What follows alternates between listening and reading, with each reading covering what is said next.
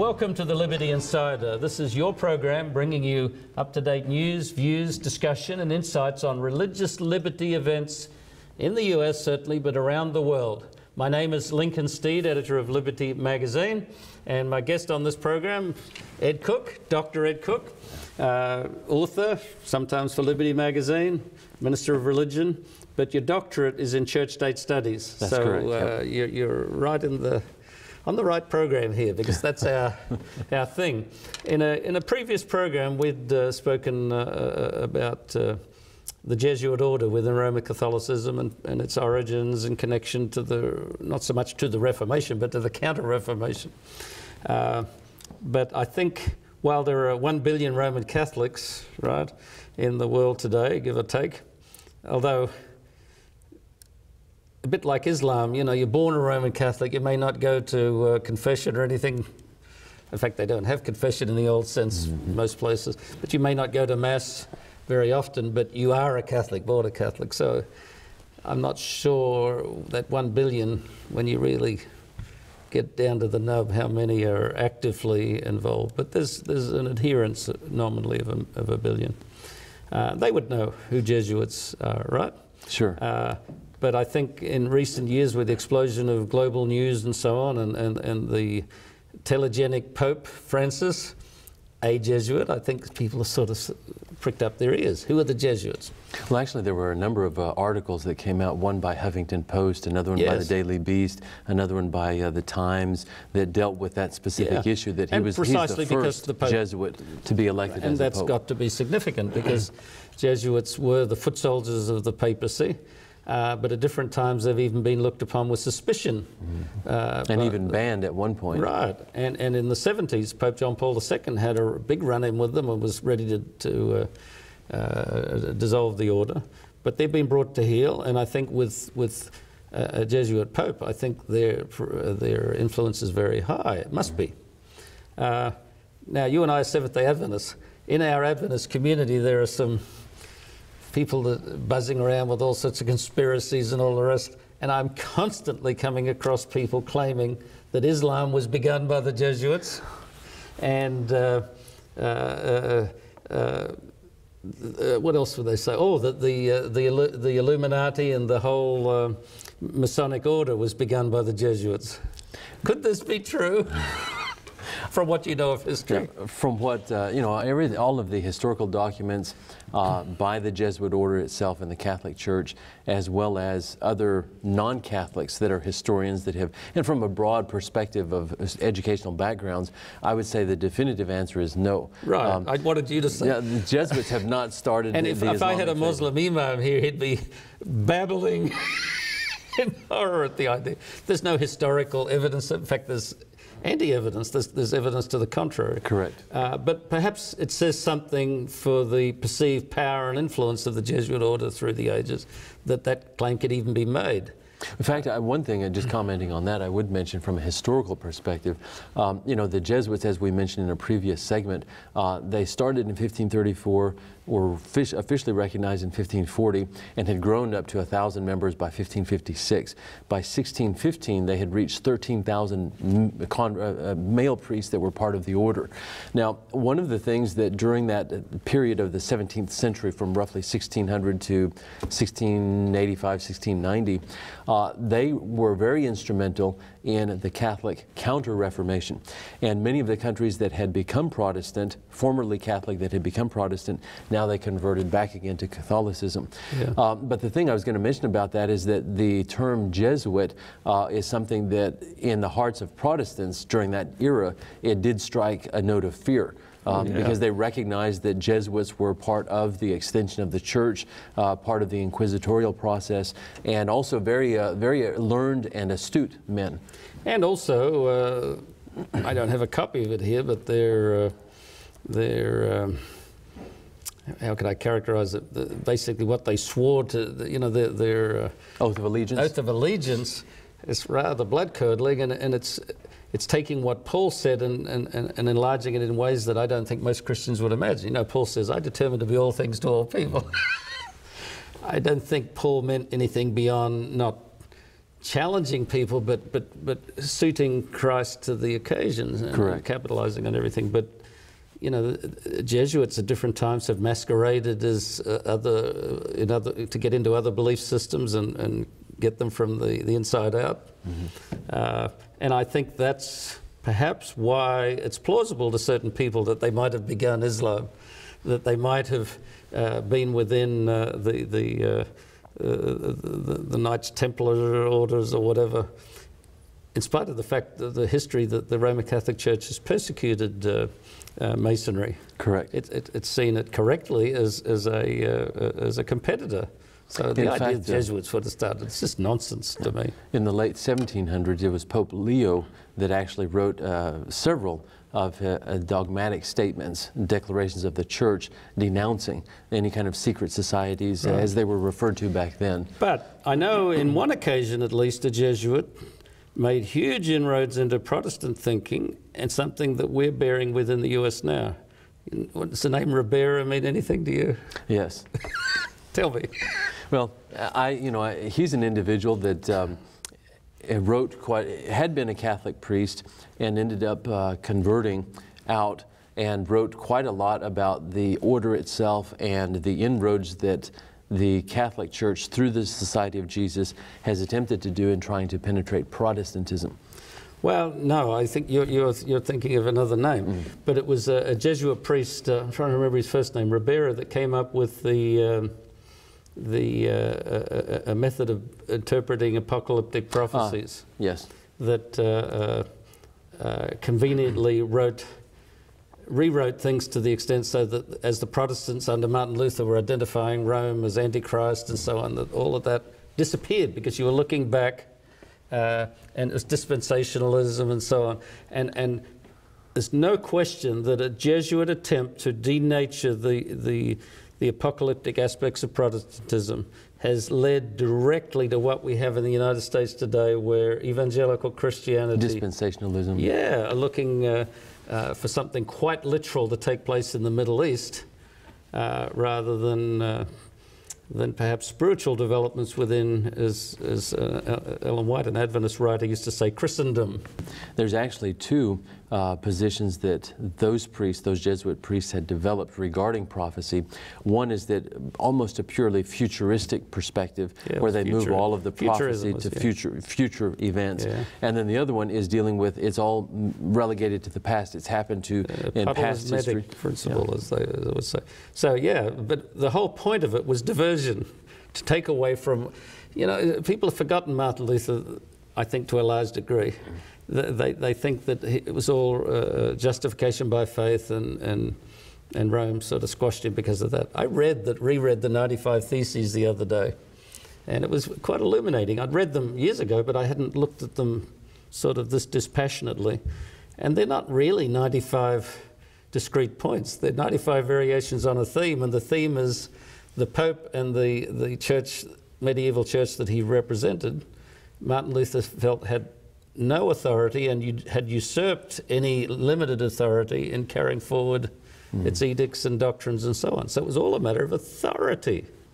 Dealing with papal primacy, in essence, that's the term that Catholics would use in recognition of the role of what they call the primacy of Peter, from Peter down to whatever current pope is ruling. And so in line with that, he saw biblical prophecies that they're in code, but they suggest that a religious power at the end of time will seek to change times and seasons and speak haughtily and so on. But something that I think is interesting and a very important point is that you're correct at stating that Luther, in his study of Scripture, reached a point after the Protestant Reformation had begun in 1517. He reached a point in his study of Scripture where he identified the Pope as in essence, this beast power, in essence referring to the Pope as the Antichrist. But the idea of the papal institution being the Antichrist was not actually original to Luther. Because since the 1300s, there were some of the other orders within the Catholic Church, the Franciscans, had questioned that, and they actually applied the term the Antichrist to the papal position. Oh, so, no, but I simply mention that because from a Catholic perspective, that's within Catholicism. King Solomon says nothing new under the sun. Yeah. But Martin Luther made it almost to a fault, a feature of his resistance. Yeah. And some of the cartoons and even pamphlets he wrote make you cringe today. Not so much that they were theologically wrong, but they're very ill-advised graphics in my view. Yeah. But that was very much what Luther was about. And so the Jesuits, I think, were doing a very necessary job, and they did it very well to turn this apocalyptic interest in the Bible in two directions away. Correct. And they've been very successful. And as you mentioned, those viewpoints have led in later centuries to the development of a particular line of theological interpretation of prophecy, part of that being that aspect of dispensationalism. Yeah. Yep. So where do you think the Jesuit Order is heading today from your analysis? Because I mean, I read a lot of it, but I imagine you read even more of the internal documents in the Roman Catholic Church. Well, for the Jesuits of today, they recognize that even though part of their, I would say their primary focus is on educational effort, that's always been an earmark of their order, and they've been very successful at it. Just for example, a couple of institutions. It's not a bad thing. I mean, when Jesuitism began, educational levels were not very high in Europe, and in a way they had the beast by the tail, because increased education created agitation against the control of Rome. It was really education that directly led to the Reformation. So you could have thought that they would just be against education and control it all, but they respected knowledge, but they wanted to direct it to the ends of the papacy. There's no question. So one could say that in essence, rather than entering into conflict with the educational efforts, they actually utilized it to achieve the ends that they had in mind. So coming back, mentioning that then, here in America, just for example, there's Fordham University in New York, there's Georgetown University I was up there the other day listening to a DC lecture. area that are Jesuit institutions. And they're designed not only to train priests, Jesuit priests, but also non-Catholics can go there and get an education. So it is one of their ways of educating people and at minimum introducing them to some of the elements of the Catholic faith that in later years those individuals may have some kind of an experience that would lead them into the Catholic faith. It's a model that all Christian groups follow, and indeed all religions. That's the reason to have an educational institution and invite others in. You want to influence them to your viewpoint. Sure. It's not illegitimate at all. So in fact, I think it's been inordinately successful in the United States. I personally, as a matter of history, find a lot of the anti-Catholicism of the United States embarrassing, to say the least. It was bigoted and at times even violent. So we can't defend that. But when you're looking at Protestantism versus Catholicism as a great split with the deep doctrinal reasons for it, it's amazing that in this once Protestant society, through many vehicles, but most particularly, I think, these educational institutions run by the Jesuits, they've been inordinately successful in just churning out acolytes who in perhaps even subtle ways, are very sympathetic to the aims of the Roman Catholic structure. That would have been unimaginable 200 years ago. That is true. In fact, it was back in the roughly 1820s through the 1860s that there was a lot of debate in America regarding public education, because at one time, being that this country was predominantly settled through Protestants, the Bible was used in classrooms. Well, churches and communities ran the schools, not the government. Yes. And from that influence of Protestantism, the issue that became a church-state issue in ensuing years was that if you had Catholic pupils in those schools and they weren't simply going to acknowledge the Protestant Bible or Protestant viewpoints. And that's where a lot of controversy came about, so that eventually by the 1880s with Dewey and his educational reform system, he proposed the idea of making it a secular educational environment, which by the next century, in the 1900s, the Supreme Court hammered out specific decisions establishing that no prayer, no Bible reading in schools. The whole discussion of education, not you get into prayer and Bible study, that's a separation of church and state issue, but the whole question of education is an interesting one.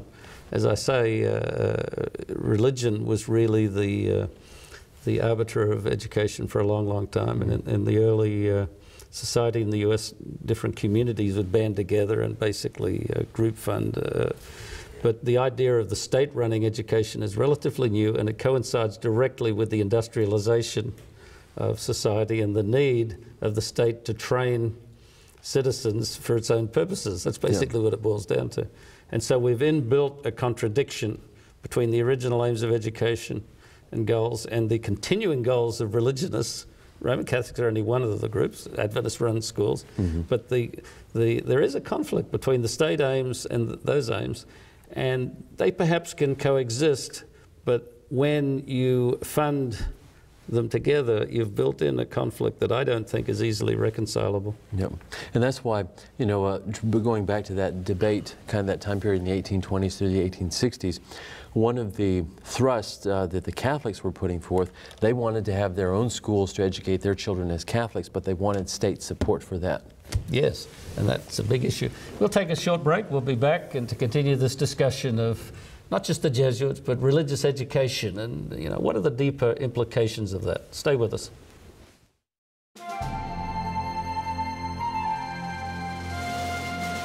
Welcome back to the Liberty Insider. Before the break, continuing discussion with guest Ed Cook, Dr. Ed Cook, on the Jesuits generally, but we were getting into education and how that's played out in the United States. With the separation of church and state, it's amazing that the Roman Catholic and particularly Jesuit Roman Catholic institutions have benefited so greatly from state aid.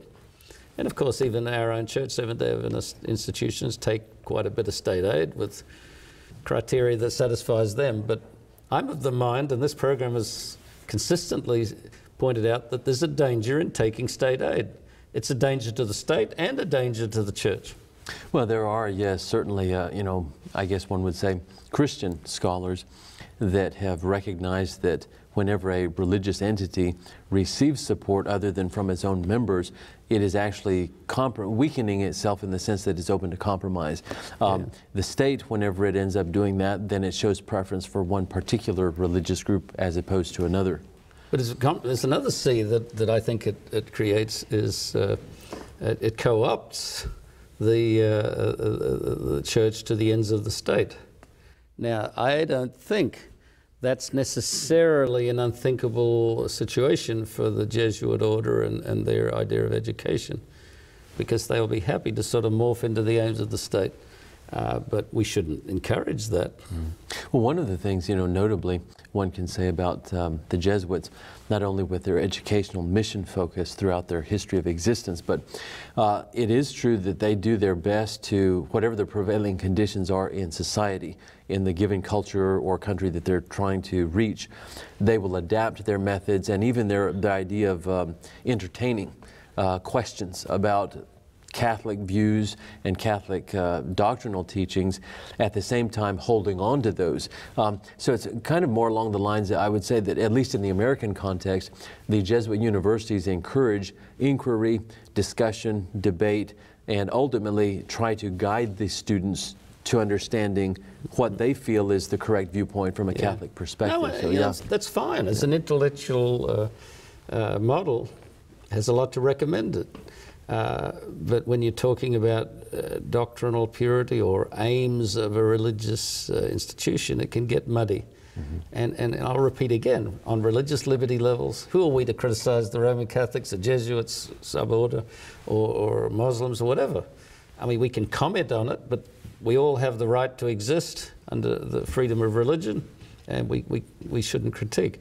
Where I get particularly troubled, though, by the Roman Catholic Church historically and presently, is that it doesn't really in practice and historically, it's obvious, it not only not accept the separation of church and state, it wants privileged position, you know, the shoulder position to power. And, you know, that statement that power corrupts and absolute power corrupts absolutely applies to churches as well as anyone else. Yep. And it's not good. And so the US has many wrongs. I've lived most of my life in the US. I'm hardly against the US. I love history, though. And you've got to face it. If you look at the history of the US, it's a spotty record, not quite up to the myths that we've created. But there's one thing that you can't take away from the US, the high aspirations of the Constitution. And I think a life-saving provision in the First Amendment that sort of puts a cleaver between church and state. It does it in a choose sort of a way, but the intention was very clear at the time. And I don't like that protection being taken away by a religious entity that's sort of church, state, you know, I mean, it's hard two to pin sides down. to it. Yes. So I think you're referring to the idea that the Catholic Church identifies itself not only as a religious institution, but also that it has the political dimension to it. Right. In essence, you know, the Pope having that jurisdiction over the Church, but also being a voice for the Church in the political spectrum. I don't want to make enemies, but and I've had an imam on this program, and we had a great program. But that's also what troubles me about Islam, for a slightly different dynamic. But Islam at root does not accept the separation of church and state. Correct. And so it's not that Muslims can't live happily in the United States. That's not for me to say. I mean, we know that that's true anyhow. But structurally, you've got an inbuilt problem when you're trying to integrate Islam with the American governmental and societal system. There's an inevitable conflict that the reconciliation might be destructive of the Constitution. So it's the same thing with Catholicism. Yeah, that's my argument. For both religions, they have the underlying philosophical viewpoint of absolutism. And so whenever you have that, there can be no compromise with another entity that would seek to equal or supersede one's own authority. Yeah, but with Islam, it's even more clearly stated. The Catholic is a historical claim for dominance and so on, and a willingness to use political power to support its edicts. But it's in the Quran that the government, there is no secular government. The government must be religious. There really is no distinction between the civil government and religious life. It's all one and the same. We know in some of the Catholic pronouncements on the ordering of political society, they actually, especially back during the 1920s to the 1940s, they did make overt statements to that effect. In essence, that society should be religious in nature and it should be oriented towards the aims of the overall mission of the Church. That's why in many of the South American countries, for many decades, they had Catholic rulers only in the Constitution. It stated that. This is a little bit off message, but you know, it reminds me that a few years ago I heard Cardinal Dolan, who I really appreciate. I like his style. He's a hail fellow, well met. So I don't know that I like anyone drinking beer, but he's sort of the beer-swilling New Yorker style, you know, happy-go-lucky. And he got up before a Catholic audience, and I think something occurred to him that troubled him. So he stopped his presentation and he said, you know, Catholics would not have once spoken this way about religious liberty. We once held that error has no rights. That's just antithetical to democratic liberalism. And they've moderated it a little bit, but at the end of the day, that is their root position, I think. Yeah, yes, I would say that you know, for Catholics, especially after Vatican II, back in 1962, from that time onward, they've adopted the document Dignitatis Humanae, which does take a differing position than prior to 1962. Prior to 1962, it was error had no rights. Now, from 1962 onward, the Catholic Church, based on Dignitatis Humanae, does focus on the rights of the individual, at least from a political perspective.